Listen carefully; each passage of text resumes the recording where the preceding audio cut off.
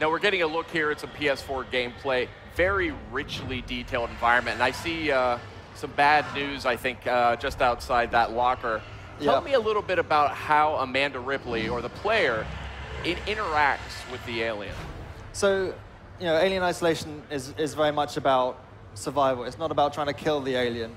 And so that sort of shift in emphasis really makes the player have to really think about the world around them, really using the environment to their advantage. And so here, they're hiding in a locker. It's a very basic interaction, but it might just save you, and in that case, it did. It's about really constantly having an understanding of the world around you. And here you can, it's trying to break line of sight to try and make sure that the alien can't actually spot you. So you can hide inside objects, behind objects, under objects. And look at the detail on that model and the animation.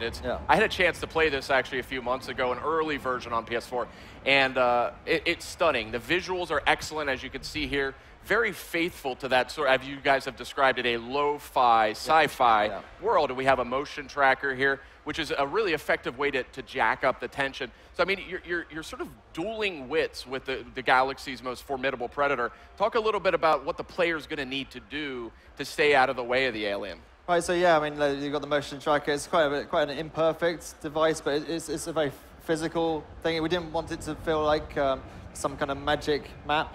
It wanted to feel like it was something that you actually held to hold and use and look at. At the same time, we also give the player, there's a crafting system, so as you navigate through the world and explore and you find objects, you can put these components together to build tools and devices which, if used at the right time, in the right place, might change the odds. So, for example, there's this strange contraption we call the noisemaker, which is 2 speakers with a bit of circuitry, and if you throw that in the world, it starts making this really strange sounds, but that will attract the attention of anything around, and that might give you the chance to slip through. So interestingly here, the player has just spied so on the station there's sort of small inhabitants, and they're in the same situation as the player. They're desperate to survive, and they're really unpredictable. Sometimes they're kind of positive, and sometimes they're negative. And the player's just spotted someone, and rather than find out how that's going to go down, they've decided to actually put themselves at risk and go inside the ductwork inside the station, which is a very high, intense situation here, because this is the domain of the alien. So one of the things that impressed me when I played the game was the alien, actually, the artificial intelligence. You guys actually have an interesting approach to this. The alien actually has senses. You sort of simulate how the alien behaves. Talk a little bit about that. Yeah, so I mean, I think from the start, we knew that if the alien was scripted, if it was on a preset pattern or a path, then for the player, it would start to, the scariness would start to diminish as you'd start to learn the pattern. And so we realized early on that this creature was going to have to use its senses of sight and sound to just drive its own behavior. So, as much as possible, we try and step back and just create a space and let the alien inhabit that world. And so when you're playing, it's very dynamic and reactive. And every time you play, it's a different experience. Everyone has a different story as to how they survive, because it's completely unpredictable. Now, one of the things that's interesting here, we're seeing this flashlight in action, and I was actually impressed that the controls in the game are pretty simple. It's not, you don't have to fumble with a lot of buttons, but you actually have control over the narrowness and the width of that flashlight beam. You can focus it or expand it. Talk about how that factors into gameplay. Well, so light's really important. The station is this very broken environment, and so being able to navigate your way is a really important part of the game. It almost acts as a puzzle in itself. That's something that really occupies the player. And obviously, with the alien around, you're having to navigate under a huge amount of pressure.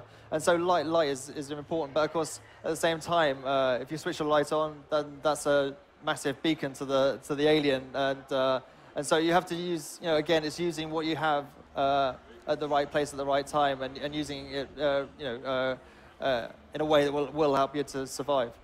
Now, I love this effect here with this dazzling sunlight sort of blasting through these windows. I think this looks so good. This is such a good-looking game on PS4. It's also on PS3, though, as well. Yeah, that's right. And for a long time we were developing on PlayStation 3, kind of solely.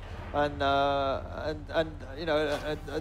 the core experience for both platforms is the same.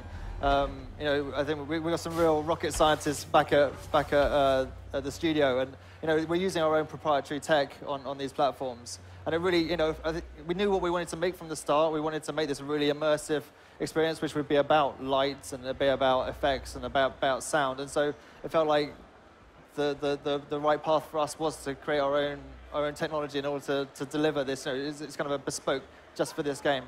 I want to talk a little bit about sort of the mechanics of fear in a horror game here. And I think something you guys do very, very well is all too many games or movies that are scary, it's all about jump scares, startling you, and eventually the player just kind of gets numb to it. You guys are really good at building atmosphere. Talk a little bit about that. Well, I think a large part of that comes from immersion. You know, I think the level of fidelity in the world, the effects and the lighting really help feed the player, you know, get the player into a certain space in their head.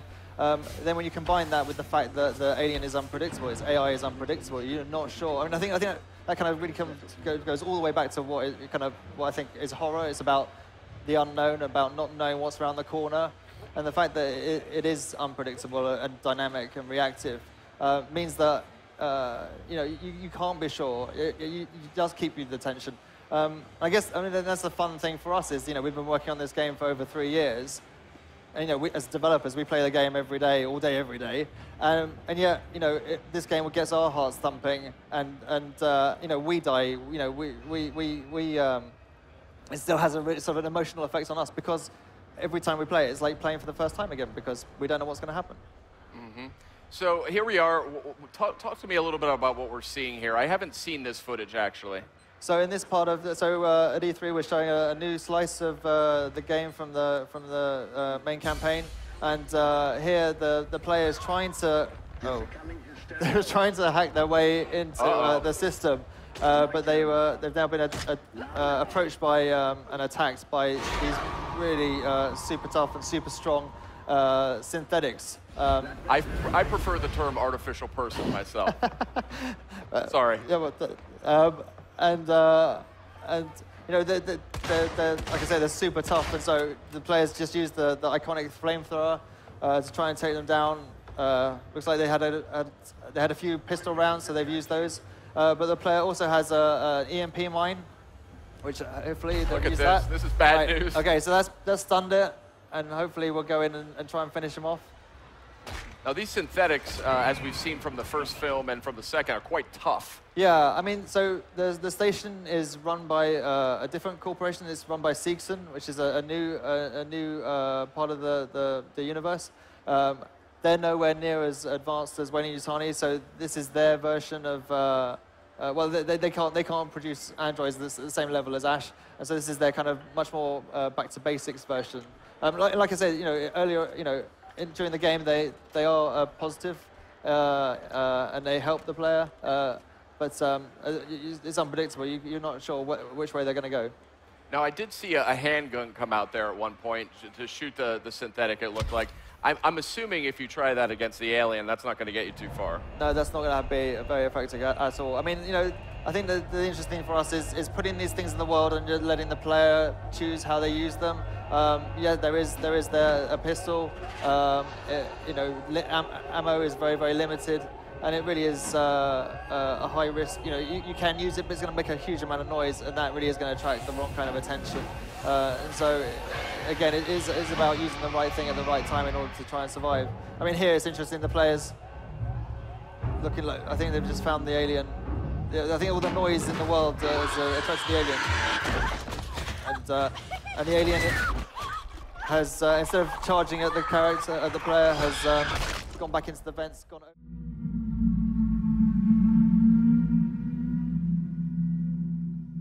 I don't know if you can hear me, but I made it across. It's really bad here, Verlaine. I think there's something here.